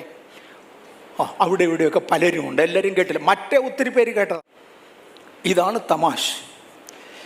എന്തുകൊണ്ട് ആ ദുഷിച്ചത് മാത്രം കേട്ടു, അതിൻ്റെ കറക്ഷൻ എന്തുകൊണ്ട് കേട്ടില്ല? അതാണ് ചെകുത്താൻ്റെ പരിപാടി. അതിനെക്കുറിച്ച് ഭാഷകൾ പരിചയമുണ്ട് എന്ന് പറയുന്ന ഒരാൾ അത് വ്യാഖ്യാനിക്കുന്നത് കേട്ടു. അദ്ദേഹം പറഞ്ഞു, ഉച്ചാരണത്തിൽ അവിടെയും ഇവിടെയും പെശ ഉണ്ടെങ്കിലും ഉച്ചാരണത്തിൽ കറക്റ്റ് ആ ഭാഷ അറിയാൻ വയ്യാത്ത ഒരാൾ പറഞ്ഞതാണ്. എന്നെ ആളുകൾ വിളിച്ചു പറയാറുണ്ട്, ആരാ മിണ്ടുന്ന് എന്നൊക്കെ ചോദിക്കാറുണ്ട്. ആരാടോ സംസാരിക്കുന്നതായി ചോദിച്ചത്, ആരാ മിണ്ടുന്ന് ചോദിച്ച പിള്ളേരുണ്ട്. കാര്യം അവർക്ക് ഭാഷ വലിയ പരിചയമില്ല. പക്ഷെ എനിക്കത് മനസ്സിലാകും എന്നായി ചോദിക്കുന്നതെന്ന്. എന്നാ പരഞ്ഞ് ഭാഷ പരിചയമില്ലാത്തതുകൊണ്ട് ഉച്ചാരണത്തിൽ പെശക. ഇതുപോലെ ഉച്ചാരണ രീതികളിൽ വ്യത്യാസമുണ്ടെങ്കിലും അവർ അന്യഭാഷ എന്ന പേരിൽ പറഞ്ഞതും അതിന് മലയാളത്തിൽ കൊടുത്ത തർജ്ജമ കറക്റ്റുമാണ് എന്ന് ഭാഷ അറിയാവുന്നവൻ പറഞ്ഞു. ഇതെങ്ങനെ നടക്കും? ഇതെങ്ങനെ നടക്കും എനിക്കറിഞ്ഞുകൂടാ. എൻ്റെ ഒരു ആശയം ഞാൻ തൊടാം. ദൈവം ഒരിക്കലൊരു കൃപാവരം ഏൽപ്പിച്ചാൽ അത് തിരിച്ചെടുക്കത്തില്ല. അതുപോലെ അധർമ്മത്തിൽ പോയി നാളുകൾ ജീവിച്ച ഒരുവനിൽ നിന്ന് മാത്രമേ ദൈവം കൃപാവരം പിൻവലിക്കത്തുള്ളൂ. ഒരിക്കൽ ദൈവസന്നിധിയിലായിരുന്ന സമയം കർത്താവ് ഏൽപ്പിച്ച് അന്യഭാഷയാണെങ്കിൽ അവനെ ഒരു കാലഘട്ടം വരെ ഓടും. അത് കഴിഞ്ഞ് നിൻ്റെ എടുക്കത്തുള്ളൂ. അതിൻ്റെ അർത്ഥം നീ സ്വർഗത്തിൽ പോകുന്നല്ല. അത് തെറ്റിയെങ്കിൽ തെറ്റിയതാണ്, പക്ഷെ കറക്റ്റ് ചെയ്യാൻ എൻ്റെ ഒരു അവസരം തരും. ഞാൻ ഒരു പ്രാവശ്യം കൂടെ ആവർത്തിക്കാം. ആ അറസ്റ്റ് ചെയ്യപ്പെട്ട വ്യക്തി, വിലങ്ങ് വെക്കപ്പെട്ട വ്യക്തി സംസാരിച്ച അന്യഭാഷ ലോകത്തിലുള്ള ഭാഷയാണെന്നും ഭൂമിയിൽ മലയാളത്തിലല്ല വിദേശത്തുള്ള ഭാഷയാണെന്നും ഉച്ചാരണത്തിൻ്റെ തെറ്റുണ്ടെങ്കിലും അദ്ദേഹം പറഞ്ഞത് ശരിയാണെന്നും പ്രത്യേകിച്ച് അതിൻ്റെ തർജ്ജമ അദ്ദേഹം മലയാളത്തിൽ പറഞ്ഞത് 100% കറക്റ്റാണ് എന്നും ഭാഷ അറിയാമെന്ന് അഭിമാനിക്കുന്ന ഒരു വ്യക്തി, ആരോ എനിക്കറിഞ്ഞുകൂടാ, ക്രിസ്ത്യാനി അല്ല എന്ന് അദ്ദേഹം പറയുന്നു. അദ്ദേഹം പറയുന്നത് ഞാൻ കേട്ടു. കൊടുക്കപ്പെട്ട കൃപാവരങ്ങൾ എടുക്കപ്പെടത്തില്ല. ദൈവം ഒരിക്കൽ ഏൽപ്പിച്ചതിനെ അനാവശ്യം പറയാതെ സൂക്ഷിക്കുക. കാര്യം അത് ദൈവത്തെ മാനിക്കുകയല്ല. All right. മലയാളി വാർത്ത ഇൻസൈറ്റ് അതിനകത്ത് ലൂസിഫർ എന്ന് പറഞ്ഞുകൊണ്ട് കൊച്ചിയിൽ നടക്കുന്ന ചില കാര്യങ്ങൾ ചേർത്ത്, ഇന്ന് ഭൂമിയിലുള്ള ചില കാര്യങ്ങളാണ്, പ്രത്യേകിച്ച് മലയാളക്കരയിലുള്ള ചില കാര്യങ്ങൾ ചേർത്തുകൊണ്ട് അതിനകത്ത് ചിലതെല്ലാം പറഞ്ഞിരുന്നു. നീണ്ട വർഷങ്ങൾക്ക് മുന്നമേ തന്നെ അതിനകത്ത് പറയുന്ന പലതും സാത്താൻ വർഷിപ്പേഴ്സിൻ്റെ ഇടയിൽ ഉണ്ട് എന്നെനിക്ക് നന്നായി അറിയാം. സൈറ്റനിസ്റ്റായി നടന്ന ഒരാൾ, സാത്താനെ ആരാധിച്ചുകൊണ്ട് നടന്ന ഒരാൾ, അദ്ദേഹം അത് വിട്ടുമാറി ക്രിസ്ത്യാനിയായ ശേഷം, റെബേക്ക ബ്രൗൺ അല്ല, അതുപോലുള്ള പലരും ഉണ്ട്, അത് ഒരാൾ അതിനെക്കുറിച്ച് പറഞ്ഞ വിശദീകരണങ്ങൾ അല്ലെങ്കിൽ അതുപോലെയുള്ള പലരും പറഞ്ഞ വിശദീകരണങ്ങൾ ചേർത്ത് സാത്താനെ ആരാധിക്കുന്ന സഭകളിൽ നടക്കുന്നത് എന്ത്, അവരുടെ ആരാധനയുടെ പാറ്റേൺ എന്ത് എന്നിത്യാദികൾ കാണിക്കുന്ന 1.5 മണിക്കൂറോളം ദൈർഘ്യമുള്ള ഒരു VCH ടേപ്പ്, ഒരു വീഡിയോ ടേപ്പ് എൻ്റെ കയ്യിൽ എത്രയോ വർഷങ്ങൾ, ഏതാണ്ട് 90-95 ഒക്കെ എൻ്റെ കയ്യിൽ കിട്ടിയതും അന്ന് നമ്മൾ ചർച്ചയ്ക്ക് കൊണ്ടുവന്ന് പലരെ ഞാനിത് പഠിപ്പിച്ചതും എനിക്ക് ഓർമ്മയുണ്ട്. ഞാൻ ഒന്നുകൂടെ ആവർത്തിക്കാം. സാത്താനെ ആരാധിക്കുന്ന ആളുകൾ അവിടെ നിന്ന് മാറി ക്രിസ്തു വിശ്വാസികളായി മാറിയ ശേഷം അങ്ങനെയുള്ളവരുമായി ഇൻ്റർവ്യൂ നടത്തിക്കൊണ്ട് സാത്താന്യ ആരാധനകളിൽ നടന്നു വരുന്നത് എന്തൊക്കെ എന്ന് വിശദീകരിക്കുന്ന ഒരു VHS ടേപ്പ്, ഒരു വീഡിയോ ടേപ്പ്. പണ്ട് കാലങ്ങളിൽ ഈ വീഡിയോ ടേപ്പുകൾ വരുന്നത് വലിപ്പമുള്ള ടേപ്പിലായിരുന്നു. ആ ടേപ്പ് എനിക്ക് കിട്ടുകയും ഏതാണ്ട് 90-നും 95-നും ഇടയിൽ എൻ്റെ കയ്യിൽ കിട്ടുകയും അത് കൊണ്ടുവന്ന് അവിടെ നടക്കുന്നത് എന്ത് എന്നും ഇതിൻ്റെ ലക്ഷണങ്ങൾ കാണുമ്പോൾ സഭ ഓർത്തിരിക്കുക എന്നും പറഞ്ഞ് അന്നത്തെ ചെറുപ്പക്കാർക്ക് പറഞ്ഞു കൊടുത്തതും എൻ്റെ ഓർമ്മയിലുണ്ട്. അതുകൊണ്ട് മലയാളി വാർത്ത ഇൻസൈഡിൽ കണ്ടതിനകത്തൊന്നും എനിക്ക് പുത്തരിയായിരുന്നില്ല. ഇതെല്ലാം പണ്ടേ അറിയാവുന്ന ചരിത്രങ്ങളാണ്, പണ്ടേ അറിയാവുന്ന കാര്യങ്ങളാണ്. അതെനിക്കത് മനസ്സിലാക്കാൻ മാത്രം സാധിച്ചു. അതിനകത്ത് അവർ എടുത്തു പറയുന്ന 1-2 കാര്യങ്ങളുണ്ട്. ഏതെങ്കിലും രീതിയിൽ ക്രിസ്തുവിനെ അപമാനിക്കുന്നത് ലൂസിഫറിനെ ആരാധിക്കുകയാണ്. ഒന്നുകൂടെ കേട്ടു. ഏതെങ്കിലും രീതിയിൽ ക്രിസ്തുവിനെ അപമാനിക്കുന്നത് ലൂസിഫറിനെ ആരാധിക്കുകയാണ്. കാര്യം അവൻ്റെ ആരാധനയിൽ അവൻ ഏറ്റവും ആഗ്രഹിക്കുന്നത് ക്രിസ്തുവിനെ അപമാനിക്കുക എന്നതാ. അന്യഭാഷ വ്യാജമായി സംസാരിക്കുന്നവനെ, നീ ലൂസിഫറിനെ ആരാധിക്കാൻ വേണ്ടി നീ അറിയാതെ നിന്റെ നാവിനെ ദൈവം ഉപയോഗിച്ചതാണെന്നറിയാമോ? അതിൻ്റെ മുമ്പിൽ തംസപ്പ് കാണിക്കാതെ മോനെ, നീയും ലൂസിഫറിനെ സേവിക്കാൻ കൂട്ടുനിൽക്കാതെ. അനുഗ്രഹങ്ങളും ശാപങ്ങളും എന്ന വിഷയങ്ങൾ എടുക്കുമ്പോൾ ദൈവത്തോടുള്ള മറുതലിപ്പ് ദൈവിക അധികാരങ്ങളോടുള്ള മറുതലിപ്പ് പോലെയാണ് എന്ന് ഞാൻ എടുത്തു പറഞ്ഞു. വേറൊരു ഭാഷയിൽ ദൈവിക അധികാരങ്ങളോട് മറുതലിക്കുന്നത് ദൈവത്തോട് മറുതലിക്കുന്നതിന് തുല്യമാണ്. ഭാര്യയുടെ മേൽ ഭർത്താവിനും, കുട്ടികളുടെ മേൽ മാതാപിതാക്കൾക്കും, സഭാജനത്തിൻ്റെ മേൽ സഭാ ശുശ്രൂഷകന്മാർക്കും, സൺഡേ സ്കൂൾ കുഞ്ഞുങ്ങളുടെ മേൽ സൺഡേ സ്കൂൾ അധ്യാപകർക്കും ദൈവദത്തമായ ഒരധികാരമുണ്ട്. ദൈവദത്തമായി ദൈവമേൽപ്പിച്ചിരിക്കുന്ന അധികാരത്തോട് എതിർത്ത് നിൽക്കുന്നതിനെ, മറുത്തു നിൽക്കുന്നതിനെ ദൈവത്തോടുള്ള മറുതലിപ്പായി ദൈവം കണക്കാക്കുകയും ശാപം അങ്ങനെയുള്ളവരുടെ മേൽ വരികയും ചെയ്യും എന്ന് ആവർത്തിച്ചത് എനിക്ക് ഓർമ്മയുണ്ട്. അങ്ങനെയാണെങ്കിൽ ദൈവഭൃത്യന്മാരെ പള്ളുവാക്ക് പറയുകയും, ഒരുത്തൻ തെറ്റ് ചെയ്ത് കാണും ഇല്ലെന്നല്ല, പക്ഷെ ആരും ചെയ്യാത്ത തെറ്റുകളെ ചുമ്മാതെ കൃത്രിമമായി ഉണ്ടാക്കി പറയുന്ന പലതിനെയും അതിൻ്റെ പുറകിൽ തംസപ്പ് കാണിച്ച് ലൂസിഫറിനെ ആരാധിക്കാതെ മോനെ, അൺനെസസറിലി നിന്റെ വട്ടമുള്ള വേലി പൊളിയുകയാണെന്ന് മറക്കല്ല്. ഈ ആശയങ്ങൾ കിട്ടുന്നുണ്ടോ? നിങ്ങൾ കഴിയുമെങ്കിൽ ചുമ്മാ ഇത്ര ഇട്ടാൽ മതി. മലയാളി വാർത്ത ലൂസിഫർ മാത്രം ഇട്ടു, മലയാളി വാർത്ത ഇൻസൈറ്റ് ഹൈഫൻ ലൂസിഫർ എന്ന് ഇട്ടുകൊടുത്താൽ മാത്രം മതി. ഇന്ന് രാവിലെ ഞാൻ ചെക്ക് ചെയ്തു, സൈറ്റിനകത്ത് അത് കിടപ്പുണ്ട്. അതിനകത്ത് അദ്ദേഹം വളരെ വ്യക്തമായി തെളിവുകളോടുകൂടെ വർണ്ണിക്കുന്നതാണ് ഏതെങ്കിലും രീതിയിൽ ക്രിസ്തുവിനെ അപമാനിക്കുന്നതിൽ അത് ലൂസിഫറിനെ ആരാധിക്കുന്നതിന് തുല്യമാണ്. ദൈവം തൻ്റെ ചങ്കിലെ ചോരയാൽ വീണ്ടെടുത്ത കർത്തൃദാസന്മാരെ, ദൈവം തൻ്റെ ചങ്കിലെ ചോരയാൽ വീണ്ടെടുത്ത വിശുദ്ധന്മാരെ കള്ളന്മാരെന്ന് വിളിക്കുന്നത് ദൈവത്തെ ആരാധിക്കുകയല്ല മോനെ, ലൂസിഫറിനെ ആരാധിക്കുക. ഇന്ന് പകൽ ഇത്രയും പരസ്യമായി സഭയുടെ മുമ്പിൽ ലക്ഷക്കണക്കിന് ആളുകൾ കേട്ടുകൊണ്ടിരിക്കുക. ഹാർവസ്റ്റിൻ്റെ മുമ്പിൽ യൂട്യൂബിലും കേൾക്കുന്നവർ അനേകരുണ്ട്. നരകത്തിൽ പോകാതെ പാപം ചെയ്യാതിരിക്കുവാൻ, നിങ്ങൾക്ക് വട്ടത്തിൽ ദൈവം കെട്ടിയ വേലിക്കെട്ട് പൊളിയാതിരിക്കുവാൻ ഇന്ത്യയിൽ മതപീഡ വർദ്ധിച്ചു വരികയാണ്. ദൈവജനത്തിൻ്റെ ഇടയിൽ മതപീഡ വർദ്ധിച്ചു വരികയാണ്. അതിൻ്റെ നടുവിൽ ഒരു വേലിക്കെട്ടിനകത്ത് ബേഥേൽ നിലനിൽക്കുവാൻ, ഇത് പാലിക്കുവാൻ ബേഥേൽ ആഗ്രഹിക്കുന്നു. അതുകൊണ്ട് അപമാനിക്കുന്ന പദങ്ങൾ, ദൈവജനത്തെ അപമാനിക്കുന്ന പദങ്ങൾ, ലൂസിഫറിനെ ആരാധിക്കുവാൻ വേണ്ടി പറയുന്ന അസത്യവാദികളോട് അകന്നുകൊള്ളുവാൻ കർത്താവിന്റെ കൃപയിൽ ആശ്രയിച്ച് ഞാൻ പറയുകയാ. കഴിഞ്ഞ ദിവസം ഒരാൾ എന്നോട് സംസാരിച്ച കൂട്ടത്തിൽ ഒരു ഭക്തനായ ദൈവഭക്തനെ കുറിച്ച് ആ പാച്ചർ എന്ന് പറഞ്ഞു, പാസ്റ്റർ എന്നതിനെയാണ്. അതിനെ അപമാനിക്കുവാൻ ലൂസിഫർ അവൻ്റെ കൈത്തുമ്പുകളിൽ നൃത്തം ചെയ്യുന്ന ഒരു സമൂഹത്തെ ആക്കിയെടുത്തു. അവരുടെ വായിൽ നിന്ന് ഉച്ചരിക്കപ്പെട്ട അശുദ്ധ വാക്കുകളെ പെന്തക്കോസുകാരൻ കോപ്പിയടിച്ച്, ചെറുക്കൻ അറിയാതെ പറഞ്ഞു പോയതാ, അവൻ അങ്ങനെ പറഞ്ഞ് പഠിച്ചുപോയി. അതുകൊണ്ട് എൻ്റെ അടുക്കലും പറഞ്ഞതാ. ഞാൻ പറഞ്ഞതിരിക്കട്ടെ, എനിക്ക് നിൻ്റെ സംസാരം കേട്ടുകൊണ്ട് നിൽക്കാൻ നേരമില്ല, താല്പര്യമില്ല. പാസ്റ്ററെ, അത് അബദ്ധത്തിന് പറ്റിപ്പോയതാ. അബദ്ധത്തിനും അല്ല മോനെ, സത്യമായി സംഭവിച്ചതാണ്. കാര്യം നിൻ്റെ കൂട്ടായ്മ മറ്റവൻ്റെ കൂടെ, ലൂസിഫറിനെ സേവിക്കുന്നവൻ്റെ കൂടെ നിൻ്റെ കൂട്ടായ്മ, അതുകൊണ്ട് നിനക്ക് വന്നുപോയതാ. ഇപ്രകാരം കേൾക്കുന്ന പലതും ശുദ്ധ അബദ്ധമാണ്, 100% വ്യാജമാണ്.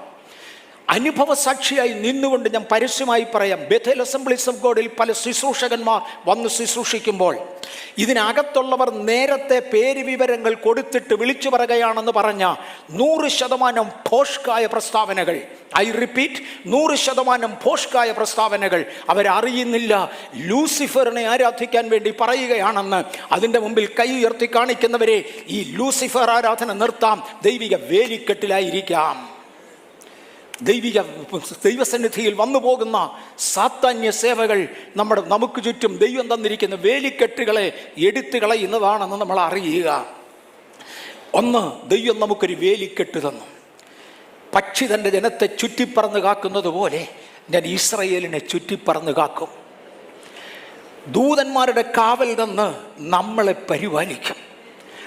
ദൈവത്തിൻ്റെ കാവൽ എനിക്കും നിങ്ങൾക്കുമുണ്ട്. അബ്രഹാമേ, ഞാൻ അങ്ങയുടെ അതിമഹത്തായ പ്രതിഫലമാ, ഞാൻ അങ്ങയുടെ പരിചയ. ഇന്ന് പകൽ എനിക്കും എൻ്റെ വസ്തുവകകൾക്കും കാവൽ തരുന്ന, ദൈവിക കാവലിനകത്തു നിന്ന് എന്നെ വലിച്ചു പുറത്തെടുക്കുന്ന പലതിനോടും അകന്നുകൊള്ളുവാൻ കർത്താവിൻ്റെ നാമത്തിൽ ഞാൻ ഓർമ്മിപ്പിക്കട്ടെ. ദൈവിക കാവലിൽ ദൈവസഭ നിലനിൽക്കുവാൻ എനിക്കറിയാം. ഇതൊരു പ്രധാനപ്പെട്ട സന്ദേശമാണ്. ഉപവാസത്തിൻ്റെ ഒന്നാമത്തെ ഞായറാഴ്ച, 40 ദിവസത്തെ ഉപവാസത്തിൻ്റെ ഒന്നാമത്തെ ഞായറാഴ്ച സഭയുടെ മുമ്പിൽ വയ്ക്കുവാൻ ദൈവം എന്നെ ഏൽപ്പിച്ച ഈ ദൈവിക ആലോചന ഞാൻ നിങ്ങളുടെ മുമ്പിൽ വയ്ക്കുകയാണ്. ഇതിൻ്റെ ലിങ്കുകൾ അന്യോന്യം ഷെയർ ചെയ്യുന്നതിൽ തെറ്റില്ല. കഴിവുള്ളിടത്തോളം എത്തിക്കാവുന്ന ഇടങ്ങളിൽ എത്തിക്കുന്നതിൽ തെറ്റില്ല. ഒരു എരിയുന്ന കൊള്ളിയെ തീയിൽ നിന്ന് വലിച്ചെടുക്കേണ്ടതിന്, എരിയുന്ന ചില തീക്കൊള്ളികളെ തീയിൽ നിന്ന് വലിച്ചെടുത്ത് രക്ഷിക്കേണ്ടതിന് ദൈവം സഭയ്ക്ക് തരുന്ന അവസരങ്ങൾ ഉപയോഗിക്കേണ്ടതിനായി കർത്താവിൻ്റെ കരങ്ങളിലേക്ക് ഏൽപ്പിക്കാം. ഇന്ന് പകൽ ഞാൻ ദൈവത്തിൻ്റെ സഭയുടെ മേലുള്ള ദൈവിക കാവലിനെ ഒരു പ്രാവശ്യം കൂടെ ഓർമ്മിപ്പിച്ച് ഇവിടെ നിർത്തുവാൻ ആഗ്രഹിക്കുകയാണ്. കാവൽ നഷ്ടമാകുന്ന അനേക രംഗങ്ങളുണ്ട്.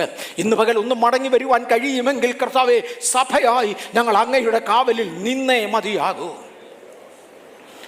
ഒരു സഭയാകയാൽ സഭയിലെ ഓരോ കുടുംബത്തെയും ഞാൻ ദൈവകരങ്ങളിൽ ഏൽപ്പിച്ചുകൊണ്ട് പ്രാർത്ഥിക്കാൻ ആഗ്രഹിക്കുന്നു. ഞാൻ പറഞ്ഞല്ലോ, ഈ ദിവസങ്ങളിൽ ദൈവത്തെ സേവിക്കുന്നവർക്ക് അതിഭയങ്കരമായ പ്രതികൂലങ്ങൾ ഉയരുന്ന ഒരു കാലഘട്ടമാണ്. ഇതിനകത്ത് ദൈവം നമ്മെ സൂക്ഷിക്കണം. ഒരിക്കൽ ഏലീശ പ്രവാചകൻ വന്നു. ഒരു മലയിൽ നിൽക്കുമ്പോഴാണ് അരാം സൈന്യത്തിൽ നിന്നൊരു വിഭാഗം വന്ന് അവരെ പിടിച്ചുകൊണ്ട് പോകുവാൻ വരുന്നതും ഏലീശയുടെ ഭൃത്യൻ വന്ന് പറഞ്ഞ, യജമാനനെ, തേണ്ട മല മുഴുവനും ശത്രുക്കളെ കൊണ്ട് നിറഞ്ഞിരിക്കുന്നു. അദ്ദേഹം പറഞ്ഞ്, കർത്താവേ, എവൻ്റെ കണ്ണൊന്ന് തുറക്കണേ, എവൻ്റെ കണ്ണൊന്ന് തുറക്കണേ. കണ്ണ് തുറക്കുകയും കാണുന്ന കാഴ്ച, അഗ്നിമയമായ രഥങ്ങൾ, അഗ്നിമയമായ ദൂതന്മാർ വന്ന് മല മുഴുവനും നിറഞ്ഞു നിൽക്കുകയാണ്. എലിയാവിൻ്റെ ഭൃത്യനെ അങ്ങ് രക്ഷ പ്രാപിച്ചു. കാരണം എന്നാണെന്നറിയാമോ? അങ്ങയ്ക്കും ഒരു കാവലുണ്ട്. പ്രവാചകനോടുകൂടെ നിന്നതിനാൽ, സഭയോടുകൂടെ നിന്നതിനാൽ ദൈവിക കാവൽ അനുഭവിക്കുവാൻ ഒരു ജനതയെ യേശുവിൻ്റെ നാമത്തിൽ ഞങ്ങൾ ഇവിടെ ദൈവസന്നിധിയിൽ കൊണ്ടുവരികയാ. കർത്താവും ദൈവവുമേ, ഞാൻ ഈ ജനത്തെ അനുഗ്രഹിച്ചു പ്രാർത്ഥിക്കുന്നു. സൈന്യങ്ങൾ കാവലിറങ്ങി, ദൂതന്മാർ കാവലിറങ്ങി, പാളയമിറങ്ങി അങ്ങയുടെ ജനത്തെ വിടുവിക്കുന്നത് പോലെ ഇന്ന് പകൽ ആവശ്യമുള്ള എല്ലാ ദൈവിക കാവലും എല്ലാ മണ്ഡലങ്ങളിലും വ്യാപരിപ്പാൻ ഈ ജനത്തെ തൃക്കരങ്ങളിൽ ഏൽപ്പിച്ച് ഞങ്ങളെ കാവൽ ചോദിക്കുകയാണ്. ആ കാവൽ ചോദിക്കുകയാണ്. യേശുവിന്റെ നാമത്തിലെ കാവൽ ചോദിക്കുകയാണ്. ആരും ദൈവിക കാവലിന്റെ പരിധി വിട്ടു പോകാതെ, ആരും ദൈവിക കാവലിന്റെ പരിധി വിട്ടു പോകാതെ ഇന്ന് പകൽ